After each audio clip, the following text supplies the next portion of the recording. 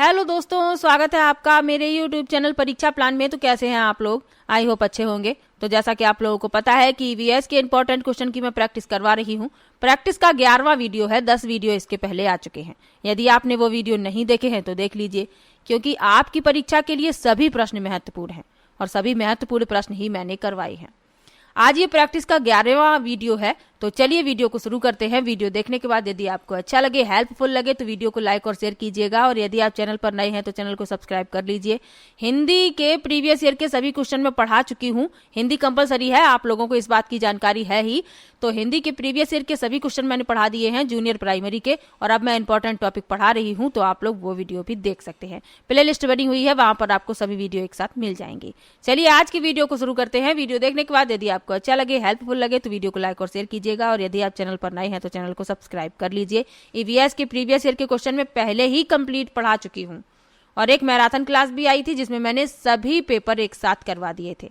तो यदि आपने वो वीडियो नहीं देखा है तो देख लीजिएगा। चलिए शुरू करते हैं आज के वीडियो को।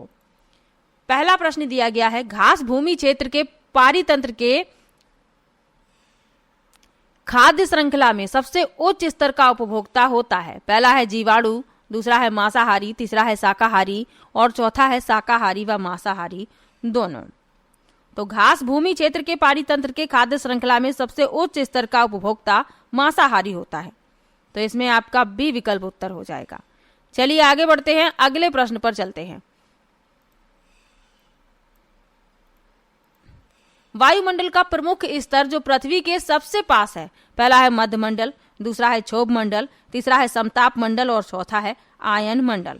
तो वायुमंडल का प्रमुख स्तर जो पृथ्वी के सबसे पास है वह है क्षोभ मंडल।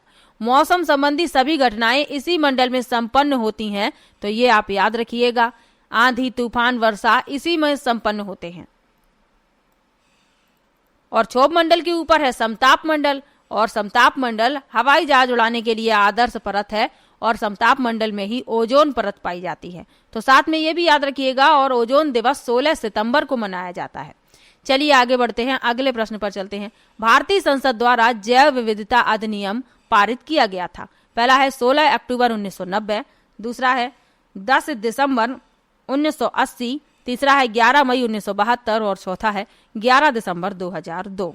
तो भारतीय संसद द्वारा जैव विविधता अधिनियम 11 दिसंबर 2002 को पारित किया गया।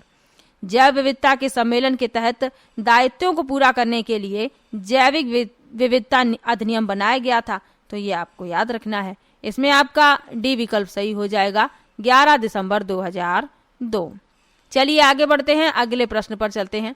निम्नलिखित में से कौन सी कृषि करने की प्रक्रिया पर्यावरण संरक्षण में सहायक है? पहला है अधिक उपज वाली किस्म की खेती, दूसरा है गिलास हाउस में पौधे लगाना, तीसरा है शिफ्टिंग खेती, और चौथा है जैविक खेती। तो जैविक खेती कृषि करने की प्रक्रिया संरक्षण में सहायक है, पर्यावरण संरक्षण में सहायक है। तो इसमें आपका डी विकल्प सही हो जाएगा, जैविक खेती यानी कि ऑर्गेनिक फार्मिंग। चलिए आगे बढ़ते हैं, अगले प्रश्न पर चलते हैं। अम्लीय वर्षा संबंधित है। पहला है एस्टिक एसिड से, दूसरा है सल्फ्यूरिक एसिड से, तीसरा है हाइड्रोक्लोरिक एसिड से, और चौथा है बोरिक एसिड से। तो अम्लीय वर्षा सल्फ्यूरिक एसिड से संबंधित है, बी विकल्प इसमें आपका उत्तर हो जाएगा। चलिए आगे बढ़ते हैं। सल्फर डाइऑक्साइड गैस की वर्षा के पानी में घुलने से वर्षा का पानी अम्लीय हो जाता है। ऐसी वर्षा अम्लीय वर्षा कहलाती है। तो इतना और याद रखिएगा। चलिए अब अगले प्रश्न पर चलते हैं। WWF से आशय है। पहला है वर्ल्ड वाइल्ड लाइफ फंड, दूसरा है वर्ल्ड वॉर फंड, तीसरा है वर्ल्ड वाइड फंड, और चौथा है वर्ल्ड वॉच फंड। तो WWF का आशय बताना है, तो वर्ल्ड वाइल्ड लाइफ फंड पहला विकल्प इसमें आपका उत्तर हो जाएगा। चलिए आगे बढ़ते हैं, अगले प्रश्न पर चलते हैं। फूलों की घाटी अवस्थित है। पहला है सिक्किम में, दूसरा हिमाचल प्रदेश में, तीसरा जम्मू कश्मीर में, और चौथा उत्तराखंड में। तो फूलों की घाटी उत्तराखंड में स्थित है, उत्तराखंड के चमोली जिले में, और इसे विश्व संगठन द्वारा सन 1982 में विश्व धरोहर स्थल घोषित किया गया था। तो ये भी याद रखिएगा, डी विकल्प इसमें आपका उत्तर है। चलिए आगे बढ़ते हैं। भारत में निम्नलिखित में से कौन सी एजेंसी मुख्य रूप से प्रदूषण के मापन से संबंधित है? पहला है केंद्रीय जल आयोग, दूसरा है केंद्रीय प्रदूषण नियंत्रण बोर्ड, तीसरा है ग्रीन ट्रिब्यूनल और चौथा है सर्वे ऑफ इंडिया। तो भारत में केंद्रीय प्रदूषण नियंत्रण बोर्ड मुख्य रूप से प्रदूषण के मापन से संबंधित है, तो बी विकल्प इसमें आपका उत्तर हो जाएगा। चलिए आगे बढ़ते हैं। कोटोपैक्सी एक जागृत ज्वालामुखी है जो अवस्थित है। पहला है एंडीज में, दूसरा हवाई में, तीसरा सिसिली में और चौथा रॉकीज में। तो कोटोपैक्सी एक जागृत ज्वालामुखी है और ये अवस्थित है एंडीज में। एंडीज पर्वत श्रृंखला के इक्वाडोर देश में है, तो ये भी याद रखिएगा। पहला विकल्प इसमें आपका उत्तर है। चलिए आगे बढ़ते हैं। तिब्बत की सांगपो नदी भारत में जानी जाती है। पहला है ब्रह्मपुत्र, दूसरा यमुना, तीसरा गंगा और चौथा सिंधु। तो तिब्बत की सांगपो नदी ब्रह्मपुत्र के नाम से जानी जाती है। पहला विकल्प इसमें आपका उत्तर हो जाएगा। चलिए आगे बढ़ते हैं, अगले प्रश्न पर चलते हैं।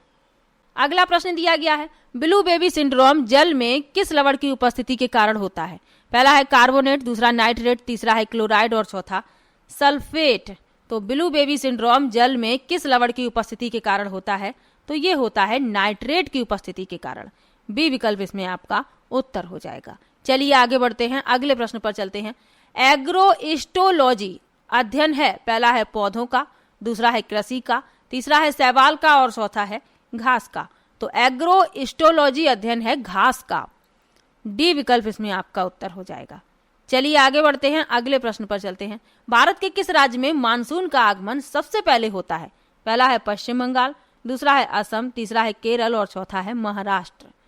तो भारत के केरल राज्य में मानसून का आगमन सबसे पहले होता है, यानी यहाँ पर सबसे पहले बारिश होती है।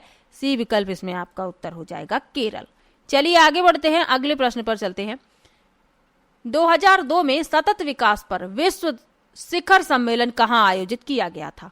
पहला है जोहान्सबर्ग, दूसरा है जेनेवा, तीसरा है संघाई और चौथा है न्यूयॉर्क। तो 2002 में सतत विकास पर विश्व शिखर सम्मेलन जोहान्सबर्ग में आयोजित किया गया था। पहला विकल्प इसमें आपका उत्तर हो जाएगा, जोहान्सबर्ग। चलिए आगे बढ़ते हैं, अगले प्रश्न पर चलते हैं। ओजोन के विघटन में कौन सा तत्व उत्प्रेरक के रूप में कार्य करता है? पहला है ऑक्सीजन, दूसरा है क्लोरीन, तीसरा है फ्लोरीन और चौथा है पोटेशियम। तो ओजोन के विघटन में जो तत्व उत्प्रेरक के रूप में कार्य करता है वह है आपका क्लोरीन। बी विकल्प इसमें आपका उत्तर हो जाएगा। इसके पहले वाली वीडियो यदि आपने नहीं देखी है तो देख लीजिएगा, अभी आप लोगों के पास पर्याप्त समय है, आप अच्छे से अपनी तैयारी कर सकते हैं। और फिर जब समय कम बचता है फिर ऐसा लगता है कि सिलेबस बहुत बड़ा है, लेकिन ऐसा नहीं है। आप अपनी तैयारी यदि लेट शुरू करेंगे तो आपको सिलेबस बड़ा लगेगा ही। आप अपनी तैयारी समय रहते शुरू कर दीजिए ताकि अच्छे से आपका सिलेबस तैयार हो जाए, अच्छे से आप प्रैक्टिस कर पाएं और एग्जाम में भी आप अपना अच्छा प्रदर्शन कर पाएं।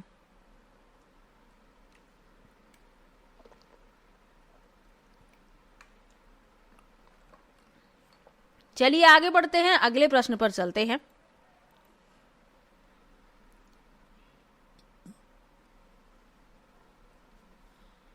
अगला प्रश्न है, विश्व में सबसे तेजी से घटने वाला प्राकृतिक संसाधन है?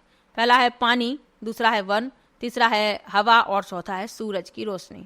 तो विश्व में सबसे तेजी से घटने वाला प्राकृतिक संसाधन है वन, क्योंकि मानव जो है अपने स्वार्थ के लिए वनों का विनाश कर रहा है।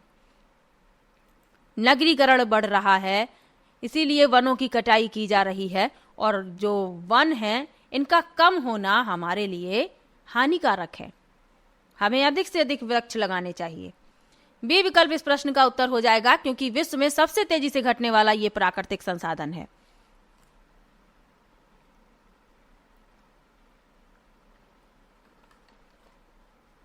चलिए आगे बढ़ते हैं। जैव विविधता हॉटस्पॉट अवधारणा निम्नलिखित में से किस वर्ष प्रस्तुत की गई थी? पहला है 1980, दूसरा है 1984, तीसरा है 1988 और चौथा है 1991। तो जैव विविधता हॉटस्पॉट अवधारणा किस वर्ष प्रस्तुत की गई? ये प्रस्तुत की गई 1988 में। सी विकल्प इसमें आपका सही हो जाएगा, 1988। चलिए आगे बढ़ते हैं, अगले प्रश्न पर चलते हैं। विश्व प्रसिद्ध रिपोर्ट विकास की सीमाएं, जिसमें अनियंत्रित विकास के कारण विनाश की घोषणा की गई किसके द्वारा लिखी गई?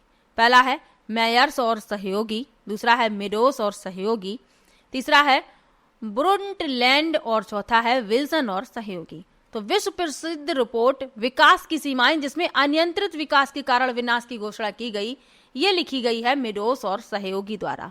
बी विकल्प इसमें सही है। इंपॉर्टेंट क्वेश्चन है, याद रखिएगा। चलिए आगे बढ़ते हैं।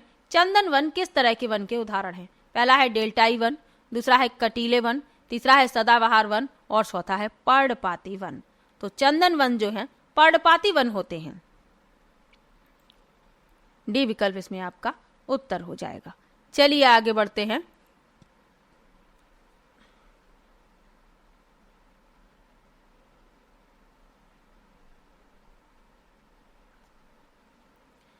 अगला प्रश्न दिया गया है, तेल के रिसाव के बारे में निम्नलिखित में से कौन सा कथन सत्य है? पहला है तेल रिसाव से जैविक ऑक्सीजन की मांग बढ़ जाती है और चौथा है तेल रिसाव से समुद्री जल में ऑक्सीजन की मात्रा कम हो जाती है। अब इसमें से बताना है कौन से कथन सत्य हैं। तो दोनों ही बिल्कुल सही लिखे हुए हैं। तेल रिसाव से जैविक ऑक्सीजन की मांग बढ़ जाती है और समुद्री जल में ऑक्सीजन की मात्रा भी कम हो जाती है। दोनों ही सही हैं।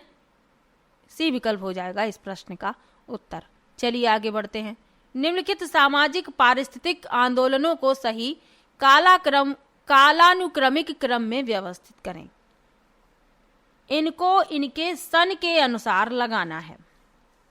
पहला लिखा है आर्य आंदोलन। तो आर्य आंदोलन हुआ कब हुआ, किस सन में हुआ? 2014 में। उसके बाद लिखा है चिपको आंदोलन, ये हुआ 1973 में। नर्मदा बचाओ आंदोलन ये हुआ 1985 में। और जंगल बचाओ आंदोलन 1982 में। अब देख लीजिए इनका क्रम। सबसे पहले आएगा चिपको आंदोलन, उसके बाद आएगा जंगल बचाओ, उसके बाद आएगा नर्मदा बचाओ आंदोलन और फिर अंत में आर्य आंदोलन। तो इस क्रम में आप देखेंगे आपका बी विकल्प उत्तर हो जाएगा। चलिए आगे बढ़ते हैं। गोबर के अतिरिक्त वह अपतरण यानी खरपतवार जो बायोगैस उत्पादन में प्रयुक्त हो सकती है। पहला है हाइड्रिला, दूसरा है मकोई, तीसरा है जलकुंभी और चौथा है गाजर घास। तो गोबर के अतिरिक्त वह अपतरण यानी खरपतवार जो बायोगैस उत्पादन में प्रयुक्त हो सकती है वह है जलकुंभी। सी विकल्प इसमें आपका उत्तर हो जाएगा। चलिए आगे बढ़ते हैं, अगले प्रश्न पर चलते हैं। ग्रेट हिमालयन नेशनल पार्क किस राज्य में स्थित है? पहला है उत्तराखंड, दूसरा है जम्मू और कश्मीर, तीसरा है सिक्किम और चौथा है हिमाचल प्रदेश। तो ग्रेट हिमालयन नेशनल पार्क ये हिमाचल प्रदेश में स्थित है।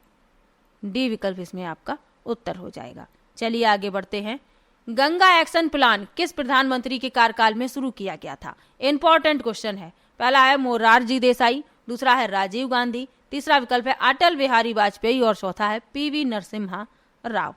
तो गंगा एक्शन प्लान ये किया गया था राजीव गांधी के कार्यकाल में। इसकी शुरुआत हुई थी राजीव गांधी के कार्यकाल में। तो बी विकल्प इसमें आपका उत्तर हो जाएगा।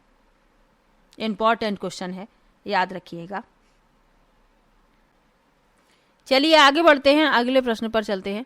सिंचाई प्रणाली में उर्वरकों, मृदा सुधारकों और अन्य जल में घुलनशील उत्पादों को डालने के लिए शब्द प्रयोग किया जाता है। पहला है उर्वरक, दूसरा है फर्टिगेशन, तीसरा है ड्रिप सिंचाई और चौथा है पर्णीय पोषण। तो सिंचाई प्रणाली में उर्वरकों, मृदा सुधारकों और अन्य जल में घुलनशील उत्पादों को डालने के लिए फर्टिगेशन शब्द का प्रयोग किया जाता है। बी विकल्प इसमें आपका उत्तर हो जाएगा। तो आज मैंने 25 यानी 25 क्वेश्चन लिए हैं। वैसे मैं प्रत्येक वीडियो में 30 क्वेश्चन लेती हूँ, तो आज से 25 क्वेश्चन लिया करूंगी। आप लोग उत्तर दिया कीजिए, क्योंकि जिन प्रश्नों के उत्तर आप लिख देते हैं उन प्रश्नों के उत्तर आप कभी नहीं भूलते। तो आप लोगों से रिक्वेस्ट है कि सभी प्रश्नों के उत्तर लिखा कीजिए, ये आप लोगों के लिए लाभदायक है। चलिए मिलते हैं नेक्स्ट वीडियो में। आप लोगों को किसी भी प्रश्न में डाउट हो आप कमेंट बॉक्स में जरूर लिखिएगा। आप मुझे इंस्टाग्राम पर फॉलो कर सकते हैं, वहां पर डायरेक्ट मैसेज करके पूछ सकते हैं इस एग्जाम से संबंधित आपको कोई भी समस्या हो। चलिए मिलते हैं नेक्स्ट वीडियो में। वीडियो कैसा लगा कमेंट बॉक्स में जरूर बताइएगा और वीडियो को लाइक और शेयर भी जरूर कीजिएगा। मिलते हैं नेक्स्ट वीडियो में, तब तक के लिए बाय बाय।